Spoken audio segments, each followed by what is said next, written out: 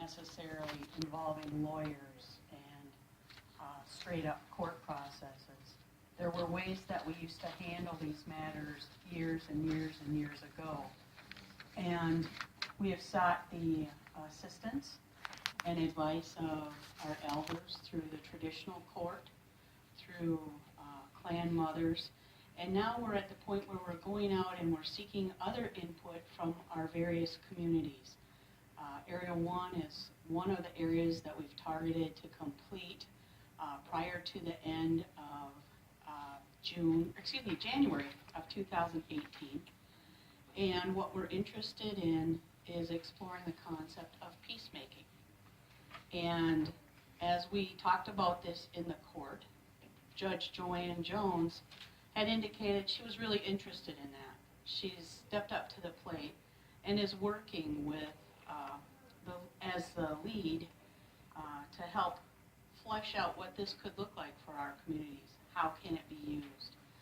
And so our presentation tonight is geared towards two things. We want to know, one, if you are interested in continued pursuing of this concept within the community. And second, after you learn more about it, whether or not there are people here in this room who might be willing to be peacemakers or to consider being trained as a peacemaker. That takes a certain skill set. So, but I guess with that kind of an introduction, we know that this is a prelude to working with the legislature at some point in the future after we get the community's input. If you want this to move forward, that's what we'll do. If it appears that, this isn't anything you're interested in, we'll hold off. The project is part of an overall grant that the court had received. And this is one activity under the grant that remains to be completed. And so our grant is going to allow us to assist in gathering information and so forth from them. So Joanne Jones is here. Joanne is the associate judge at the Ho-Chunk Nation Trial Court. I think most of you know her. So without further ado, Judge Jones.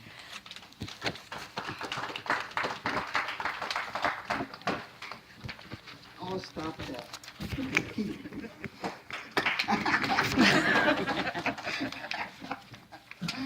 How many got he got it? Okay, who's your mom? Judge Lowe, we went to a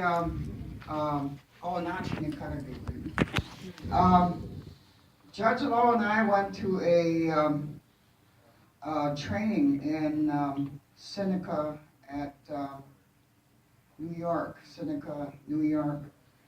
and they had a training for this peacemaker. And it was something that was really we were interested in doing this. And I guess this comes from some of my experience and some of our experiences in the court. But when I was an attorney, I would go out into the prisons and I would represent some of our young men, some of our men, some of our women. And it was sad to see them in the prison. And a lot of them really needed treatment. And they would get long sentences for something minor because they couldn't afford a lawyer, so they pled guilty or whatever, and there they were sitting in prison. And I felt bad for them. And so when Jodine was telling me about this concept, I said I would like to do that. So we went to New York, and we went to this training. And how they applied in one of these things that happen in the community, and anything can happen in the community. You got dogs, you got people fighting, you got people stealing cars or whatever. But in this one, in this training, a young man and his wife died, and he had a little boy, about 4, And he asked the he went off on the deep end and started drinking and all that. And here, later on, he straightened out, got married, was going to church and doing all that. And then he wanted his boy back. And she wanted to give him back. But what happened is they had this Peacemaker Circle, what they call Peacemaker.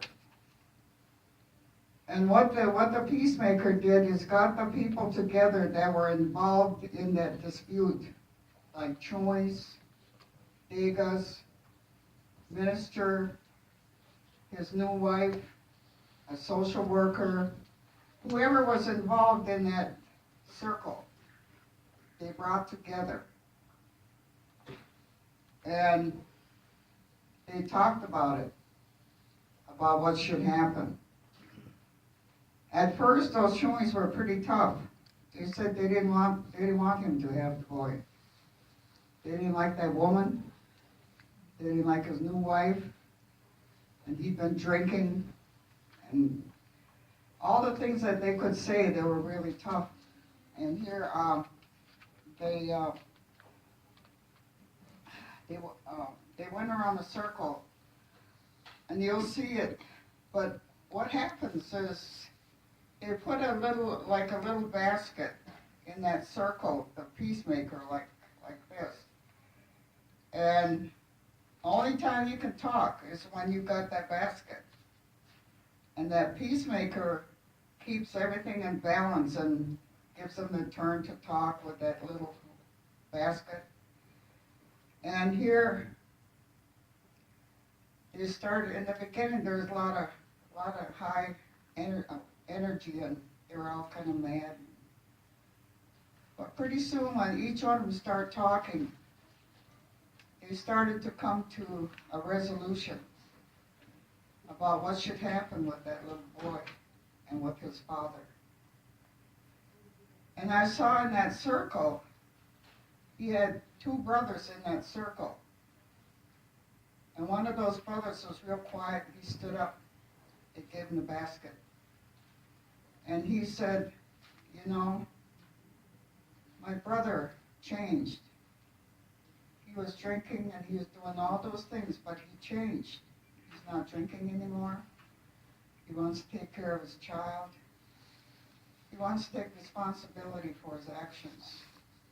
And here he could feel it, that the people heard him. And so what happened was, the group decided you have to come to an agreement, kind of like a contract or agreement, and that's brought into the court at the end, so you can enforce it or not.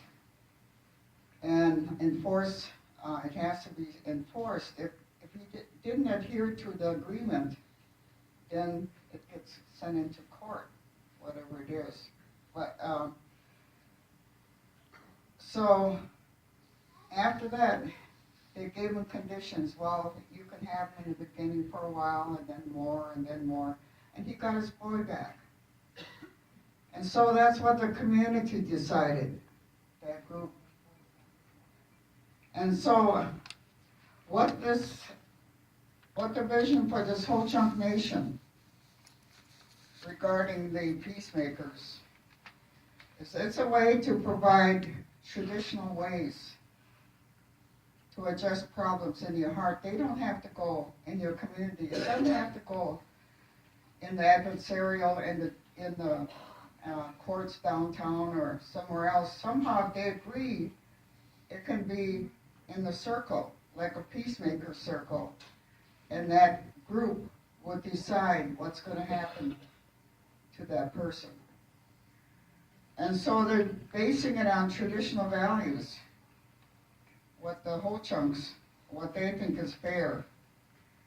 And it's a traditional conflict resolution for families, tribal members, for children, for tribal employees. That could be used for that too. and the process of applying traditional values to alternative dispute resolutions, and will focus on discussions to resolve the issue or the dispute. And so,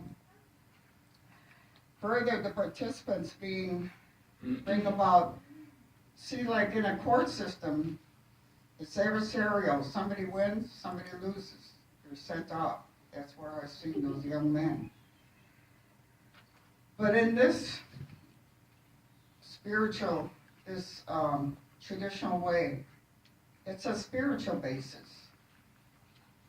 And it's supposed to bring about healing, not only to the people and the offender and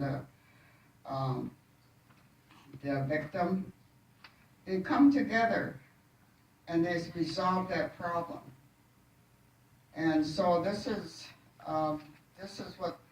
what you're working toward, is not only resolving the problem, but the healing is coming to the community. And so when you bring healing to the community, then it gets more harmonious and you treat each other better and all that. It's to heal. And so this peacemaker is a healing process. It's not one to, okay, we're going to send him off to jail, that kind of thing. It's to heal. And so we thought this was a real good concept. There's more than, I was researching this, and there is more than 30, 40 tribes, probably even more, all over the nation. They're using this for their community.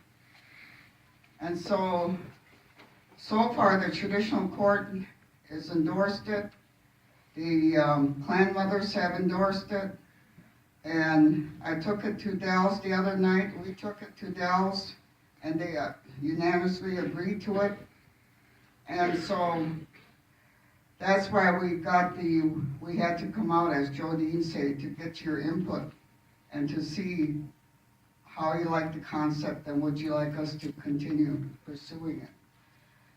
But in the Ho-Chunk Nation Trial Court, this project is being developed to be reflective of Ho-Chunk values, traditions, and lifeways. And through this process, traditional values and community are brought together to solve the problems.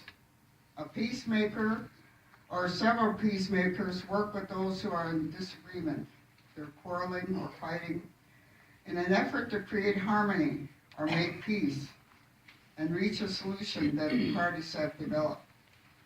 Peacemaker is different from the state court process. It's not adversarial. Judges and juries and attorneys are not involved. It's the community. In fact, lawyers aren't invited into the Peacemaker Circle. A project lead judge is necessary to do administrative purposes like that agreement we're talking about. And in this Peacemaker Circle, it involves guided discussion. That's why she was talking about the peacemakers. And people that you respect, people that will work for the people, you know who they are. And that will help, they're thinking about the community, not of themselves. And so the peacemaker would be the one that's running this peace circle. Peacemaker Circle. And so they identify what the issue was or to reach a conclusion. And these circles can, like I said, involve children, families, tribal members, businesses.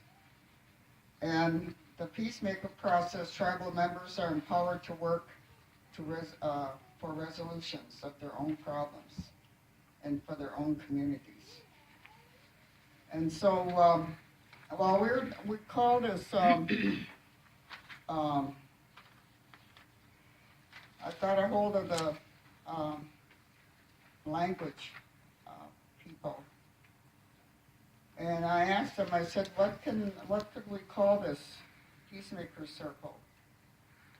And it said something about being healthy and Nanchka, the heart.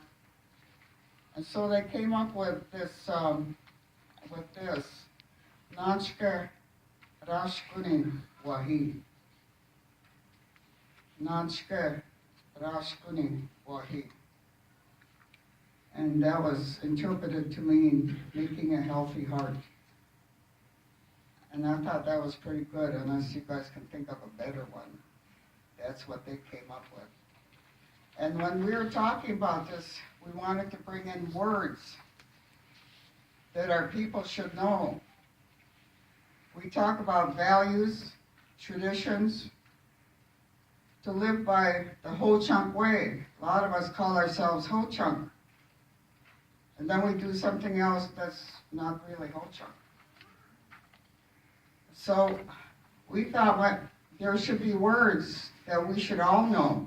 Even if we don't know the whole language, which a lot of us don't. Like, Nacho jump. All of us should know this one. Nacho jump. Having compassion. Nacho jump. And then we should have courage. Hanakishi. Hanakishi. Depending on yourself. You're not depending on someone else. You're depending on yourself to even help people. Generosity. Heirushka. We're generous to each other. We're generous in our ways. We're generous in giving our time. We're generous in doing that type of thing. I see that every day. That's the way you are. Naturally, it's in you. Honesty.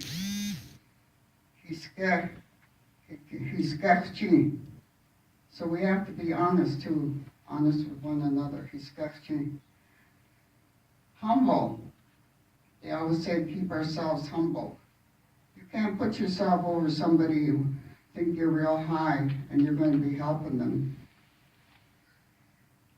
And that's Kujink Haki.